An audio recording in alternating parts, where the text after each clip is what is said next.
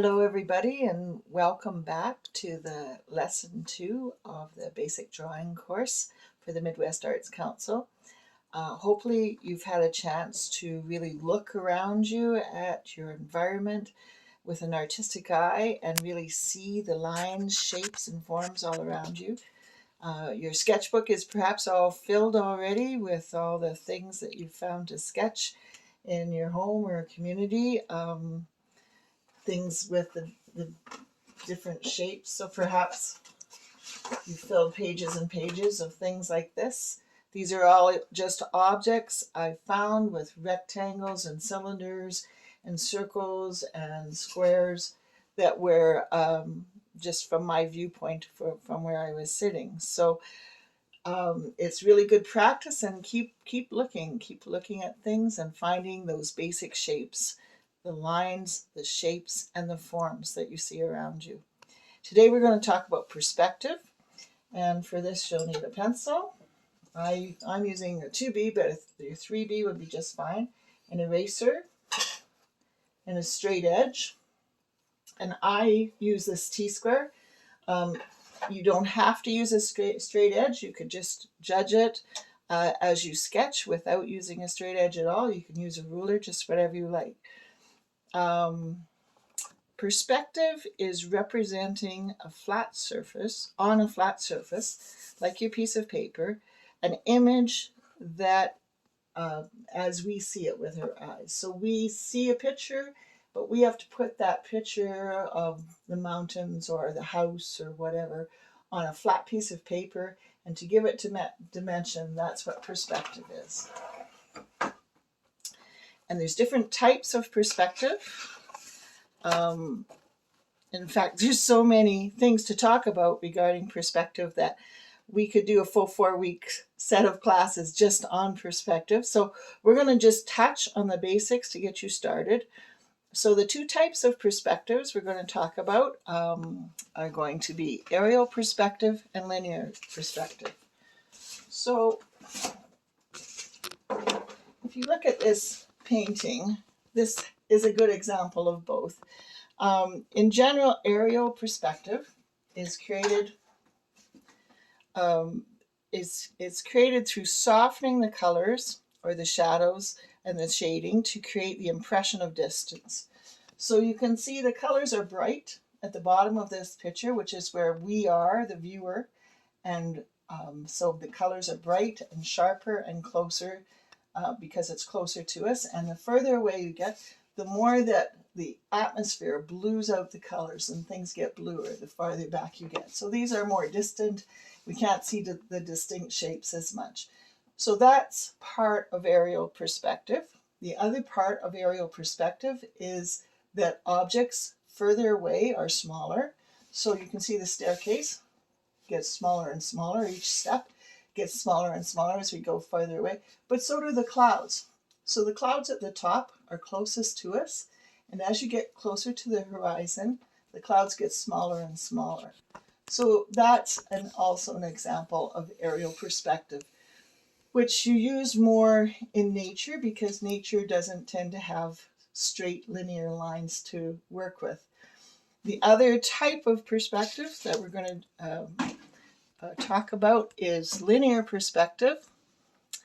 And linear perspective is a kind of a drawing device that's based on the fact that when viewed from one particular point, parallel lines,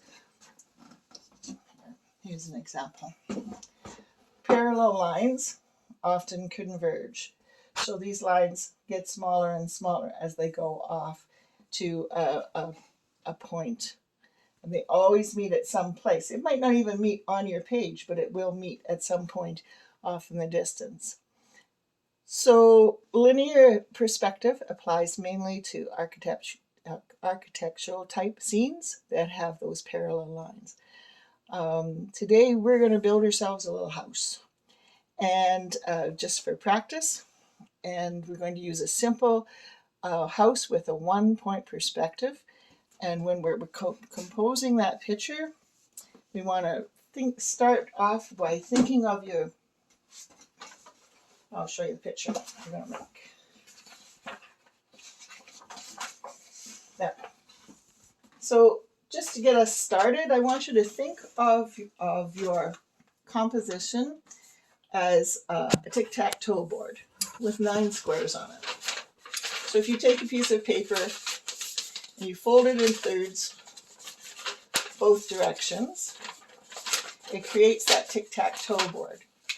And each place, for composition, each place where there's an intersection of lines is a good spot to have your focal point. So it could be here or here, here, here. And it doesn't have to be dead on the spot, just close to that.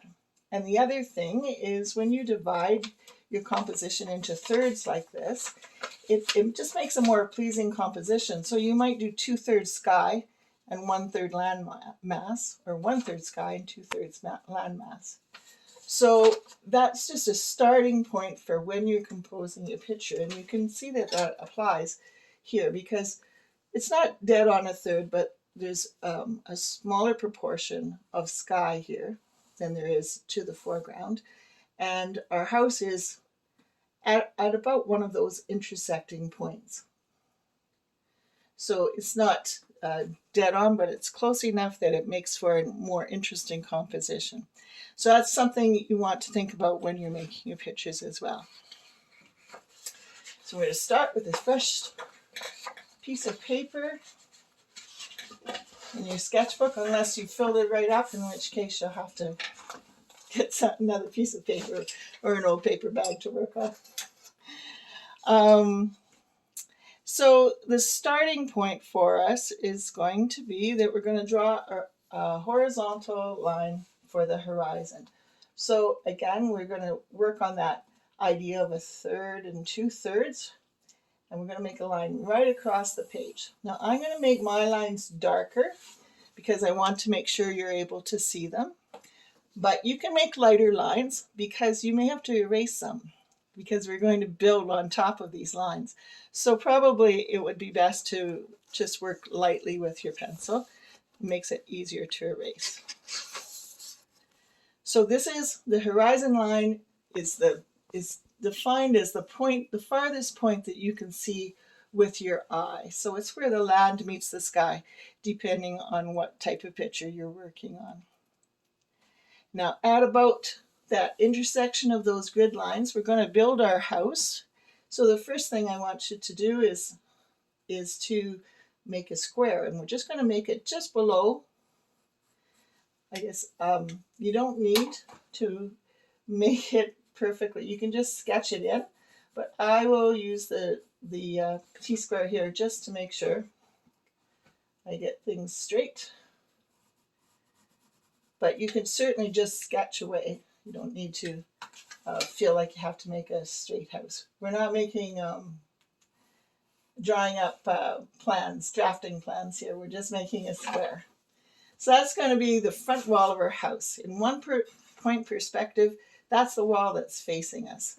Now on top of that, we're going to put a triangle. Now this is how we drew houses in kindergarten. And it's a perfectly respectable house facing us, but we want to give this more dimension. We want to portray this house as how we see it with our eye in real life. So the first thing we have to do is we have to establish where those lines are going to converge off in the distance. So it can be anywhere. In this case, I'm going to put it right on the horizon line. I'm just going to mark a little point there. You can just mark a circle if you want. And this is going to be our vanishing point. So everything in one point perspective, everything goes towards that one vanishing point, whether it's here, whether it's here, whether it's here, anywhere on that picture if you have a linear structure. So you would lightly draw a line from that vanishing point to the first corner, the nearest corner of your house. Now I don't want, my house is not going to go right back to there. So I'm going to stop about there because I know I don't need the rest of that line. And I'm lazy. I don't like to erase. And I'm going to go to this point here. So if we call this A, B, and C, we've done C. Now we're going to do B. It's not this one. It's this one up here. I'm going to go right to the center of that vanishing point again. And then we're going to go to our A point right up here on the peak of the house. And we're going to go right to the center of that X again. Oops, I made that one long. So you can see we have the start of this house, and already we can tell we're not going to need this line. So I'm going to get rid of it so it doesn't confuse us. This is when it's better if you didn't use too dark a line. So then we have to decide how long our building is going to be. Now that'll depend what kind of building you're making. If you're making a covered bridge, maybe it's quite long. If you're making a barn, maybe it's quite long. This is more like a house, so it's one of those kind of narrow, old-fashioned farmhouses. So I'm going to draw a straight line to mark the edge of your building. So I can't emphasize enough how important it is to have this line on the edges of your buildings straight with the edge of your paper. In 1 point perspective, all your vertical lines are going to be even with the edge of your paper. They'll go straight up and down. So there's the edge of our house. We don't need that line, but we do need a roof line because our builder didn't complete his roof here, right?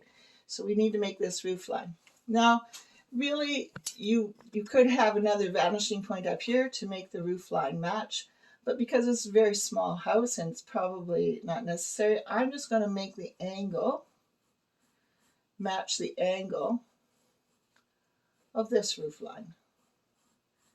And there we go. We've got ourselves a nice little house. We're going to keep the vanishing point in case we need it again, but we don't need that other extended roof line. And that's the start of our house. Every other line on this side needs to go to that vanishing point. But every line on the front, because it's straight and facing us, the horizontal lines match the edge of your paper, and the vertical lines match the edge of your paper as well. So I'll just give you a for instance. We're going to put the chimney up the center of this. And this house was on the edge of a bay in Nova Scotia, and it did have a chimney out the front, which I'd never seen before. So I'm going to put a line here for my chimney. This house quite far away from us, so it's a little skinny chimney. So here's our chimney here, going up the center of that house. We also need some windows. There is a window, I think, right here at the top. It's not too big. And we'll just put another little window in here. We'll put a window on this side.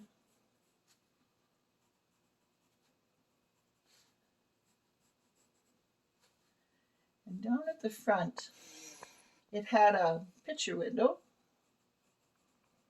It went right to the edge of the chimney, and on this side it had a door. I might have put my picture window there, slightly off kilter. There we go. So it had a door. So there's the front of our house. It faces us. The vertical lines are straight up and down, matching the edge of your paper. The horizontal lines are straight across, also matching the edge of your paper. So everything's very straight on that side. This side, anything we put on this side has to go to the vanishing point. So let's put a row of 3 windows up here. So there's 1, there's 2, and there's 3. I've taken my ruler and I've gone from this point right to the center of my vanishing point. To do the base of those windows, same thing. And I'm using as my guide the base of this window. And I'm going from the vanishing point to the base of those windows. And this automatically makes those windows get smaller as they get further away from us. They still need completely straight and vertical up and down lines to make those windows look like they're straight.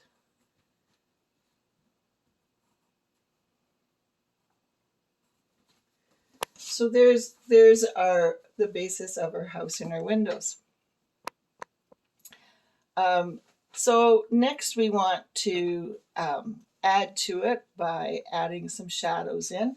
And the other thing is, if you look at it, our chimney is flat, but we need our chimney to have dimension as well. So how do we do that?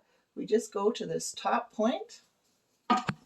We know where our vanishing point is. We go to the top point. And this side of this chimney is pretty skinny, so it's barely an angle, but it's a little tiny angle. And then it would be straight down, because we know that our vertical lines are straight down the edge of that chimney. Will give that chimney some depth. So it's poking out the front of our house. It's a little bit wider at the top there, which I don't like. I don't want my chimney to fall down on somebody eventually. So we're just skinning that up a little bit. So now we can go in and think about some shading. Always, just like any other drawing, think, where's the light coming from? The light is going to be coming onto the front of my house. That means that this side will have a little more shade to it. It's going to be a little bit darker when we're sketching it in. And I'm just going straight across with my pencil strokes, nice and even, straight across shading. If I wanted it darker, I would cross hatch it by going crossways like this to make it a little bit darker, all those lines. So then we think again, we know that this part's in shade of the chimney, the front part is catching the light. This part of the roof will be partially shaded as well. It won't be showing as much light. So we're just going to indicate some shading in there as well. We do know, though, that there's a roof line here, and we probably want to darken that because likely that roof angle has a bit of an overhang. So it's going to be a bit of shade there. And I think it would have a little bit of an overhang here as well, so there'll be a little shading there. So you can see how you're just gradually building up your shading.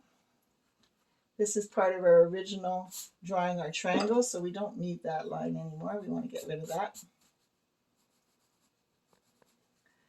And we also want to make those windows look darker so that they are reflecting the light a little bit. So we'll just put some panes in our windows. We could put a little bit of edging on this side to give it a little more three-dimensional look as well. And maybe we need some edging in there as well. This is a door. I'm going to say this door has a screen in it, so it's got some shading as well. So there's our little house that we've built. You could put some timber lines across if you wished to. I think it was a timber framed house. But it's a pretty plain scene. We need to have something more with this to make this into a pleasing composition and to make it more like what the original house was like. So when you're doing organic things, like a range of mountains or a range of forest of trees or lakes, it's hard to do linear perspective because it doesn't have straight lines. They call those types of things like a mountain range, they call it a 0-point perspective because they really just go right across, and there's many, many little dips and crannies and nooks and things in the picture. So that's the same for this type of picture. We know where our building is, but now we want to put the organics and we go around that building. So we're just going to start and we'll build it up. What we might need is our eraser because, for example, in the original drawing, those first bushes, kind of cover up part of the house. Quite a lot of the house, actually. Oh, I forgot to get these guys filled in too. So we'll just give it a little bit of fill. But these bushes came around and they almost completely cover that house. It means that we know we don't need that little bit of the house. So we're going to take that out. We're going to instead add to it some bushes. And for making bushes, I tend to use just little curly lines and build them up bit by bit. And then when we decide we have all the basic outline of those bushes, we can add in more shading where the light will hit. Now, because we're done with our linear perspective there, we don't need the viewpoint anymore. These bushes will just continue on and they overlap each other a little bit. And eventually we'll overlap them enough that we don't need to have, we won't be seeing those house lines through it. So we'll just jot in some of those original forest lines here. This is still our horizon line, so we can still use that as the edge of our lake. When making water, water always sits straight. You never tip a glass of water and see the water change angles. The water is always lying flat no matter what. It's just that that line is very dark, so I'm going to take a little bit of the edge off of that. And our trees will come out around this house here. And they come right out into the edge of the lake here. So there's a little bit here, and in amongst those, there's a spruce tree. Now the spruce tree, we want to make sure we can see it's different from the rest, so I'm just going to jot that in amongst it. And it had a friend. So we're going to add that in, and when you are trying to make an edging on a lake, because water lies flat, it can come down to points, but each place where the water is should still be flat. So in amongst here, I think it came out a little bit like this, but you can see how I'm flattening it out here. It's just receding and going back like that. Now, this was a tidal pool, so it had lots of rocks that would show up when the tide went out, and they'd get buried when the tide came in. And everything now, because we've determined that this side is going to be the shady side, anything that we draw here will be the shady side as well.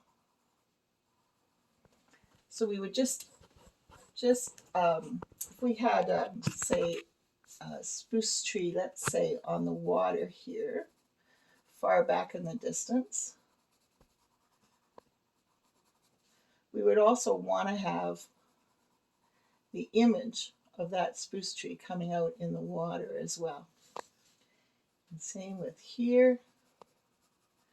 If we made a couple of spruce trees there, come out in the water, we'd have that image reflecting in the water, whereas these, if we get more shading and color into these little guys as we go, they also will have more lines in them, but they will reflect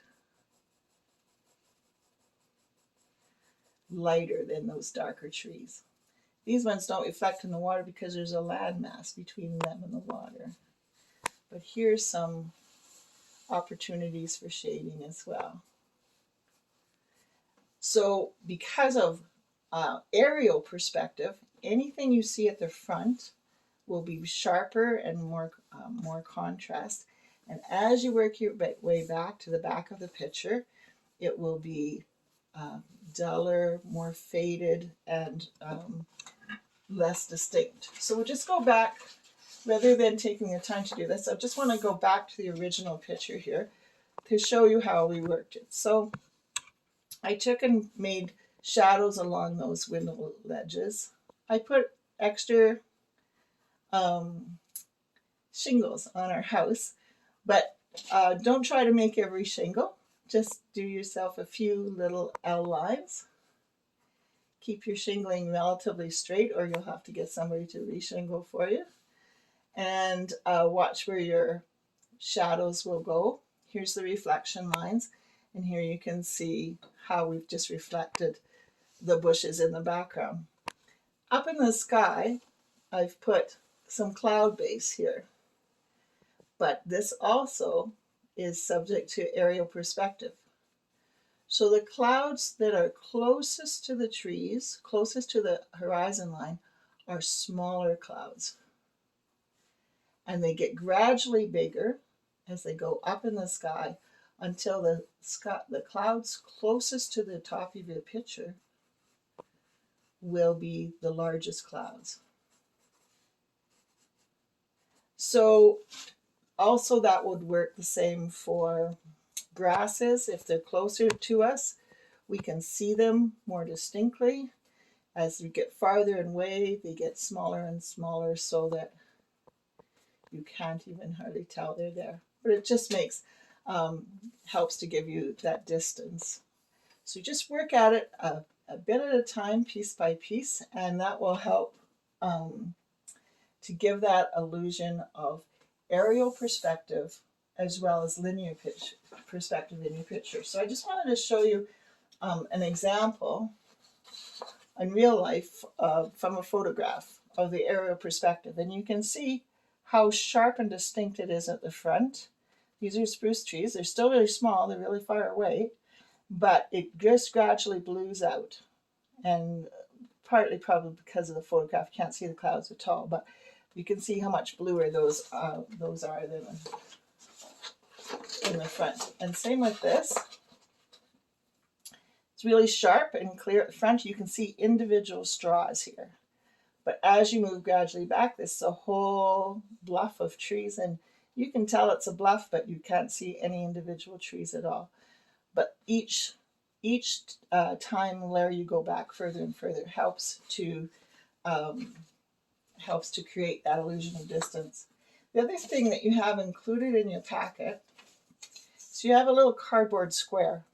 And the cardboard square is to help you when you're wanting to draw a picture. You're looking out your window at the houses or the farmyard or whatever, wherever you're working from, and you want to draw a picture of what you're seeing. It's hard to see it unless you sort of enclose that space, and it helps to get rid of all the riffraff around it. So if we were just going to draw this right here, we don't need this. It's not worth having, but you could decide what part of that picture you want to draw and what would look best to you and where the forms would be. So that's what the viewfinder's for, is it's just to help you with your own compositions, to give you an idea of what how to eliminate all the extras in a picture and get rid of it for you. The other thing is you can take this amount of drawing, you can take it to any level of shading. You could continue shading. This was just done with a 3B pencil. If you did it with a 5B pencil, or I think you have in your kits a 6B, you can get the shading much, much darker. So you can just change that contrast as much as you want, and the shading will continue. You can continue to work with that to change that, and you also can add color to it. So this is the same picture, originally done in watercolor pencil crayons, and the overlaying lines are just done in ink, I think Sharpie marker. So you can see the linear perspective on that house. It has to be done so that your house will be straight, but we're not really seeing much of that house at all. And that linear perspective, it can go you can have many, many vanishing points in a picture. We did a very simple and straightforward one, but if you have more complicated forms, you have to add more vanishing points. So you can see how it can get quite a bit more complicated trying to do one building that's facing you and one building that's you're just getting a side view on, or it can get extremely complicated. And so then you're working with multiple vanishing points. But the best way, I think, is to just start with a straightforward one-point perspective.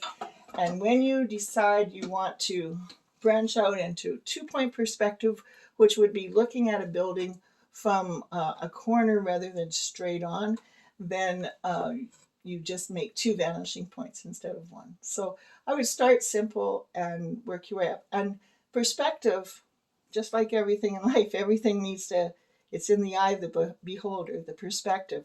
So you can, whatever way you decide to make your vanishing points, or it's from your perspective.